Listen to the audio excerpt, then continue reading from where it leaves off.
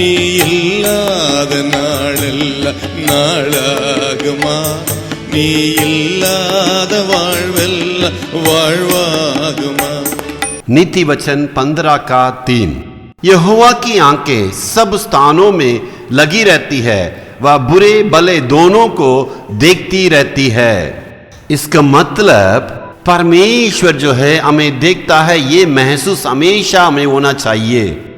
तभी पाप से विजय हो सकता है, पाप से हम बचे रहेंगे।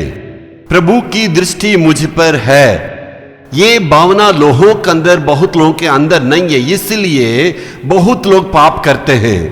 पूरे बाइबल पढ़कर अगर देखेंगे तो भक्त लोग इसी भावना में रहे, इसलिए संसार में वे पवित्र जीवन उन्होंने बिताया। भक्त दाऊद भजन 16 की 8वां वचन में इस प्रकार कहता है, मैं यहोवा का अपने सामने हमेशा रखा हूं। हमेशा मुझे यह महसूस होता है यहोवा मुझे हमेशा देखता है। वही दाऊद का बयान है। यूसुफ को 2 गड्ढे में डाल दिए। सबसे पहले उत्पत्ति 34 अध्याय का 24 वचन में इसको हम देखते हैं। भाइयों ने गड्ढा में डाल दिया, नफरत और घमंड, इसके चलते उन्होंने ऐसे किया। उससे सबसे बड़ी खतरा यह है पोतीफर का घर, वही दूसरा खतरा। नीति वचन 23 अध्याय का 27 वचन को पढ़ के देखेंगे तो उसको वो गहरी गड्ढा के रूप में लिखता है। भाइयों ने गड्ढा में डालने से जो अभिलाषा पोतीफर का घर में उनको मिला परीक्षा, इससे सबसे बड़ी जो है वो खतरा था। वहां से उन्होंने भाग दौड़ा। भागना कायरता के बराबर है कुछ विषयों में, लेकिन साथ ही साथ परमेश्वर ने जिस स्थान में हमें रखा है, परमेश्वर के कार्य को करना, लेकिन दौड़ने की आवश्यकता पड़े तो आपको दौड़ना ही है।